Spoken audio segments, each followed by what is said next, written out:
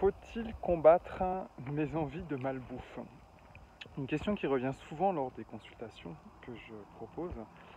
Euh, voilà, j'ai envie de chocolat, j'ai envie d'un McDo, j'ai envie de gras, de sucré. Est-ce que je dois y succomber ou pas? Alors y succomber, non. Y succomber, ça veut dire qu'il y a une défaite et je rends les armes et je suis victime finalement de mon envie. Et ça, c'est pas du tout bon. Est-ce qu'il faut que je la combatte? Est-ce que je dise non, non, surtout pas, non, tu en as envie, mais non, non, n'y va pas? C'est pas très bon non plus. On est en combat contre soi-même. Et dans un combat, il n'y a jamais de gagnant. Moi, ce que j'invite à faire, c'est de les apprivoiser, ces envies, de les comprendre, d'aller écouter ce qu'elles ont à nous dire. Une envie, quand elle vient comme ça, alors qu'elle n'est pas bonne pour notre corps, il y a un message qui dit bah tiens, j'ai besoin de ça.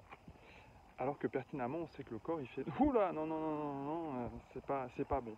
La nourriture, c'est une affaire qui concerne notre corps. Donc, le corps devrait avoir le dernier mot. Et pourtant, dans ces cas-là, il ne l'a pas.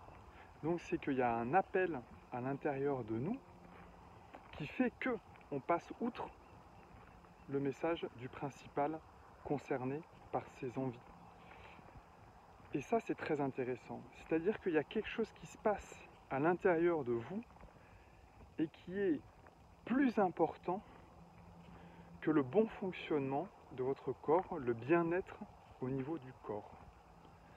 C'est souvent du bien-être au niveau du mental, de l'esprit, une partie plus intime de vous. Et ça, c'est hyper important de le comprendre. Mais qu'est-ce que je suis en train de me dire? Quel est ce besoin? Et ça, si je suis en train d'être une victime par rapport à mes envies, je ne peux pas l'écouter, je ne peux pas le découvrir. Si je suis en train de le combattre, je ne peux pas non plus. Donc il vaut mieux les apprivoiser et les vivre avec bienveillance, avec pleine conscience, pour pouvoir aller comprendre le message qu'elle m'envoie.